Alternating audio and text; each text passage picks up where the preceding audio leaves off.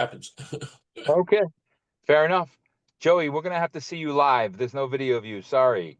It's So I'm gonna okay. introduce. I'm here live, and I look the same, so I think that would be good. Although I thought I looked very fat in that picture.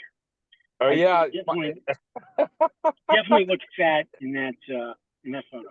Next slide, please, Stu. All right, there's a little bit about Joey. Joey, why don't you start talking? And you're used to doing this. Joey presents all over the country, and he's an attorney. He's also been a local councilman in my town for a long time, and I know you were a councilman way before there were any Democrats around. And Yeah. I know you also are a political comedian. I know that you, I think you've opened you've worked with Robin Williams, Seinfeld. You've been on Comedy Central. I know that you teach as well. So why don't you talk about yourself a little bit instead of me talking about you? I know. Well, Josh, thank you for having me, and this was a wonderful event this evening between the music and the singing and the speakers. I really had a great time. And Josh asked me, and I want to just like 1 minute about myself. I am everything that was on that chart. I'm a late in life attorney, became an attorney at the age of 50. I am basically work in constitutional law and entertainment law practice. I've been on the most significant thing that I think ties into this event this evening is my work in with the ACLU. I've been on the board of the ACLU in New Jersey for 20 years, and I don't think that there's been an organization that has been more consistently a strong activist for the First Amendment, for oppressed people, for the LGBTQIA community, for immigrants, than the ACLU. And I've been very proud to be a member. My board membership will actually terminate in about 2 years, which I'm saddened, but I've still been able to volunteer for cases. So, you know, this whole idea of good trouble, I did not realize that I was probably involved in doing good trouble for many, many years and many times. I was the oldest. I was the only, I can't believe I said oldest. I was the only Democrat on the Borough Council in Flemington for 12 to the 15 years that I was there. I have, as a performer, written a number of solo shows after doing stand-up comedy for many years. I'm right in the middle right now of writing a solo show called Fake America Great Again. And that title comes from my visiting Trump rallies. I've been to Trump rallies, and I use my white, looking old, gray, pudgy self I look like one of them. So I walk around and I talk to people, and I was very inspired by the work of Bernie Sanders and the work of Pete Seeger, where they said you really have to learn to speak to people that you don't agree with. And I decided to really use that as an opportunity to listen to people by going. I've been to like 3 or 4 Trump rallies. I've been to CPAC, which is the Conservative Political Action Conference, 6 or 7 times. I was just there this past spring down in Washington, D.C. And I even got invited to, well, 2 things were significant there. I was able to, not this past year, but a few years ago, I was able to sneak in to a $20,000 a plate Reagan dinner. And what I did was walk up to the front line, a long line going out the door. And I said, "Oh, remember me?" I said, I was inside. I said I had to go to the bathroom. You said just to come up to the front. And he said, "Oh, yeah, go right in." So I went right in, and I found a table to sit at where I was seated with a lot, very right-wing people, very, right-wing members of Congress.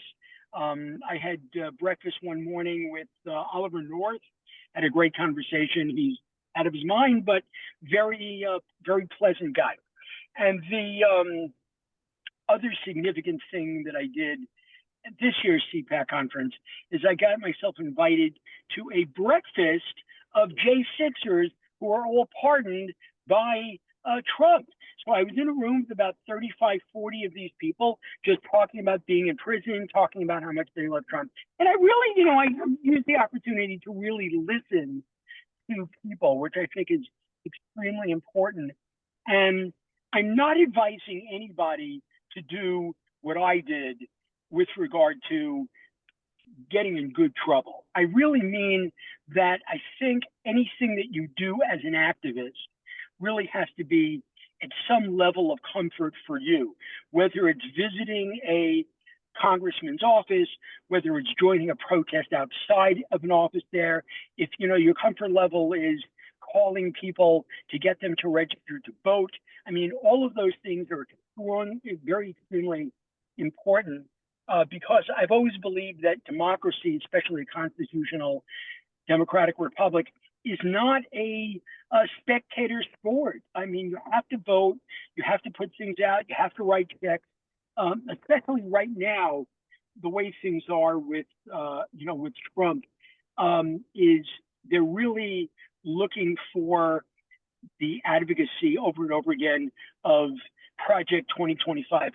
I read Project 2025, all 1,000 pages of it, and it really was the most horrifying, just criminal act that I've ever really seen. I mean, what they are planning to do there in privatizing, in attempting to get rid of Social Security, get rid of Medicare. I mean, really, it's very frightening how quickly he has worked on these things. And the Democrats, as much as I'm a Democrat, I really think that the Democratic Party has been just totally unproductive here. I mean, think about what we've lost. We've lost the presidency, we've lost the Senate, we've lost Congress, we've lost the Supreme Court. The majority of governors in the country are Republican. The majority of state legislatures are Republican. We've lost Roe, we've lost affirmative action, and they firmly have marriage equality and Obamacare in their sights. And this is where it requires us to be ever vigilant and ever out there all the time. As an elected official, I've taken on even my own party sometimes, who I thought has done sometimes not a very good job. And as the only Democrat on the borough council in my town for 12 of the 15 years, I really had to learn to listen to the Republicans and really understand where their weaknesses were, where I could use strategy to separate them from one another. And I got reelected over and over again. I served, 12 years in a row, and then another term, I guess, a few years later after I finished law school. That's about me. That's some of the things that I've done to try to make a difference. And Josh suggested that I should open it up to questions. I can certainly go on talking for an hour or more, which I don't want to do. I am certainly open to answer any questions of strategy or philosophy or anything that anybody has. So I just want to open up to the floor.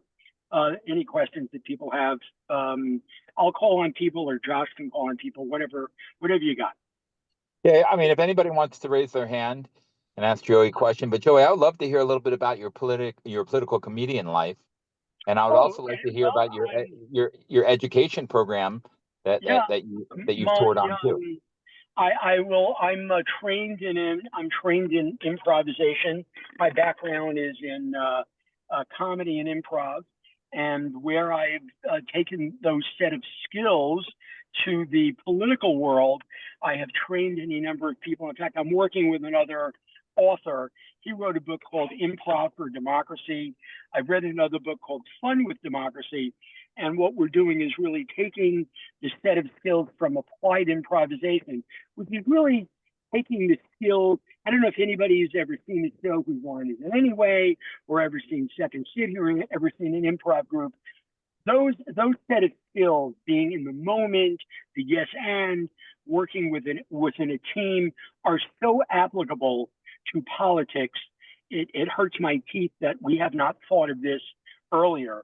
And I've taken those skills and I train people to be excellent listeners, to play yes and.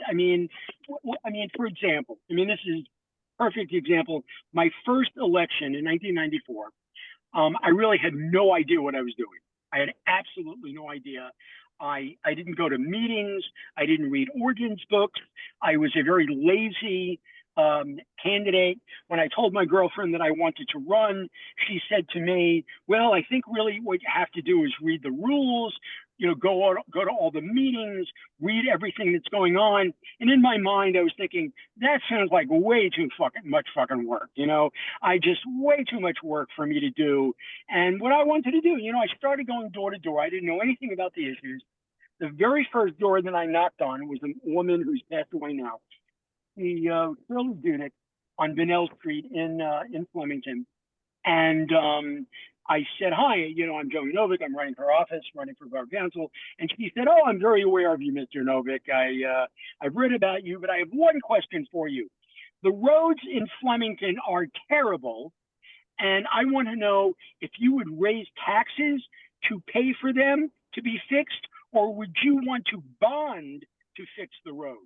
And in my mind, I had no idea what the hell she was talking about.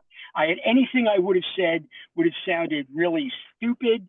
And so instead, what I looked at her and I said, well, Mrs. Dudek, I really have my own thoughts on this, but what I'm really out here to do is to listen to you and hear what you have to say about these issues. He spoke for 10, 12 minutes straight. I learned so much talking and listening to her. As my dad would say, you have 2 ears and 1 mouth. Listen twice as hard as you speak. As I went door to door that night, maybe to 15, 20 doors, every single person gave me a lesson. And I probably used that as a tool, because when somebody asked me, about property taxes, I said the same thing. I said, look, I have my own idea about property taxes.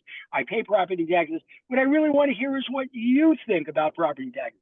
And this was so refreshing, because my opponent, who had been on the borough council at that point, 18 years, 21 years, knew a lot more than I did. And, what he did was basically rely upon the Republican majority and really didn't go door to door at all. He was very, the way I got to be, I'll tell you the very brief story of why I decided to run. I had a problem in town. I went to the borough council meeting, and my girlfriend Rosie said to me, be nice, don't be an asshole, just, ask your question, be very, listen to them. And I was treated very rudely. I was told to shut up. I was told to sit down. I started reading a newspaper. I was gavelled down by this guy who was the council president. Finally, at the end of the meeting, I walked over to this guy who was the council president, whose name was Bill Reed. And I said, I thought I'd make a little joke. And I said, your name is Bill Reed. That's very interesting, because that's what you guys do here, is you read bills. And he didn't laugh at all, but I thought maybe he just didn't hear it, So I said it a second time, and he didn't laugh either. And I thought, man, this guy just treated me like a real, just like an asshole. And he was very rude to most people. About 5 months later, there was some Democratic gathering that I attended very reluctantly, and I was known in the area a little bit from having done stand-up comedy. And this guy actually said to me, look, I would like to take you out for a beer and burger. I would like to see if you want to run for borough council. Now, when he said, do you want to run for borough council? It was the same thing as if he would have said to me, would you like me to kick you in the balls as hard as possible? That was the same. I could not even conceive of myself running for public office, but it was a free beer and free burger, so I went out for it. So I'm listening to him, and I was like bored out of my mind. I just wanted to stick a pin in my, I wanted to finish the beer, finish the burger. Then I asked him the question that changed my life forever. I said, coincidentally, by the way, who would I be running against? And he looked at me and said, it's the guy Bill Reed. And I said to him, I am in. I am so in. And for the next half an hour, we created the campaign. And then I had to go back and tell Rosie that I had decided to run. And that was not a good conversation because she said, oh, you know, you go on the road and you have to do shopping and we do the laundry. You have to, and this is the crap. You want to run for office? And very reluctantly, I was like, yes, you know. And that's when she said to me, says, well, I hope you're going to take it seriously and read the ordinances and learn things and go to the meetings. And that's when I was thinking, no, that's just way too much work, way too much work. But eventually, I was converted by listening to people's stories. And every time I heard a story about how rude he was, how rude the other Republicans were, it really, it made my blood boil. And I started knocking on doors, and the very first attack piece, they sent out a mailer, because I couldn't afford any mailers or anything. They sent out a mailer that had a pixelated black and white picture of me, and they were attacking me because I was a stand-up comedian, which I didn't hide, by the way. They said, you know, just say no to Joey. Tell him to sit down. We don't want his stand-up act on council. And it went talking about how I just wanted to be on council and just make people laugh and use it to get attention. And I was so pissed off about that. And I called my dad, and my dad said, you know, you really should respond to that. And I found a quote online from Will Rogers, and it said, I'm a comedian. When I tell a joke, it gets a laugh. He's a politician. When he tells a joke, it becomes a law. And I sent that out as a letter to the editor, and the Democrat newspaper, which is no longer published, they did an editorial about how Bill Reed had been very rude, and he attacked me for what I did for a living. And that really turned things around. I ended up winning. Democrats, we ended up winning. I beat him. It was the first time he lost in 18 years or something. And I was astonished. And I called my dad. My dad was the first one I made a call to. And he was more excited than I was.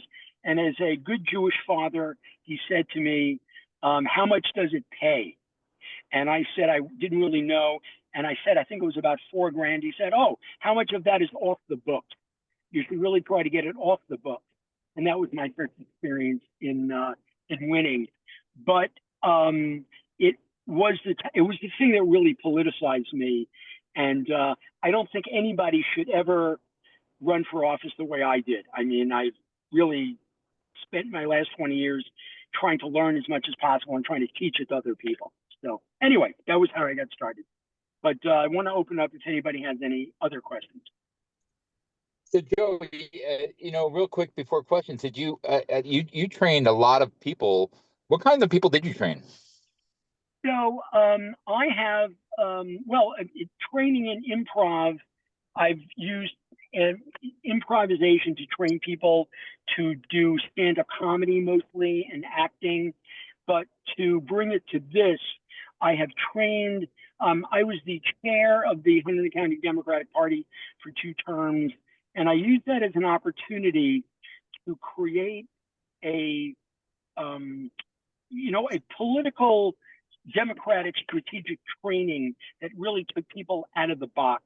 I mean, talking to people about what issues they're important to them, teaching them good listening skills, teaching them creative, idea, brain games that have them thinking outside the box so they can resolve problems. A lot of the people who have been in office now had been in my trainings in Hunterdon County, having won locally. So I've tried to do some of that. Some of the people that have been in my stand-up workshops over the years, I'm trying to think of who famous you might know. Damon Wayans was in my workshop. Andy Kaufman's brother Michael was in my workshop. Peter Onorati, who was in the movie Goodfellas and had his own TV show for a while, was in my workshop for a while. A lot of people who are in politics in 100 in county. 4 or 5 people that have gotten elected have taken my workshop. Some people who took the workshop didn't get elected either. You know, it's not like you take the workshop and you're successful. But so I've tried to bring applied improv to some political organizing. Okay, well, we do have a few minutes for questions. So if anybody has any, unfortunately, being on the road, I don't think the hand raising and all that. But Yeah, anybody, just raise your hand. Use the actual hand raise if you have a question. yeah, or just start asking. Anybody have any questions for Joey?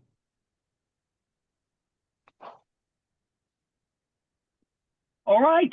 Well, I have a question for the group. How about that? I want to throw out a question to you guys.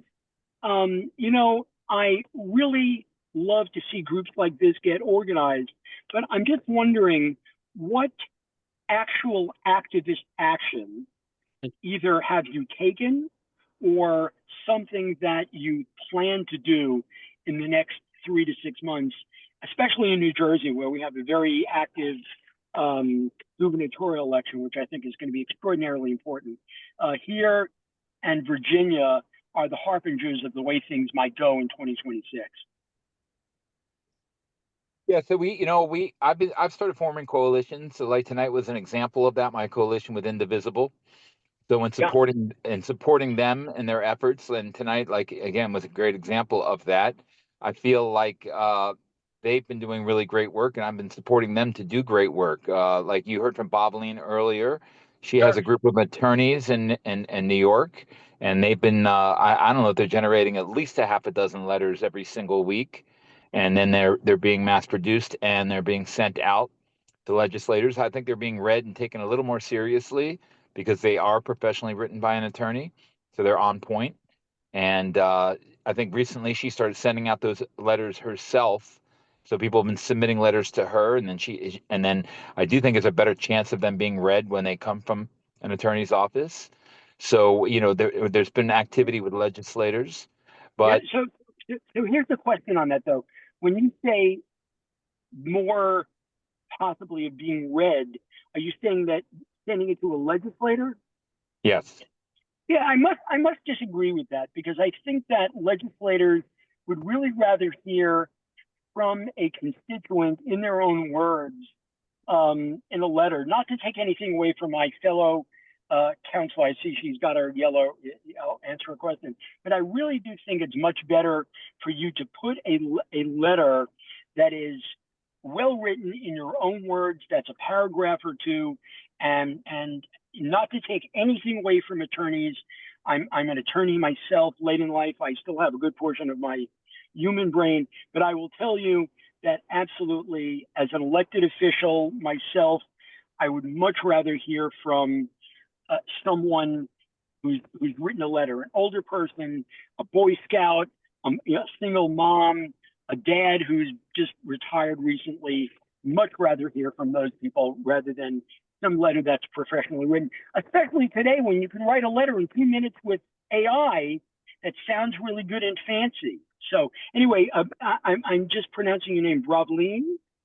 Yes. I see you have your hand up, so you have a question. Yeah, no, I don't have a question, but I wanted to respond to your question about, what have we been doing?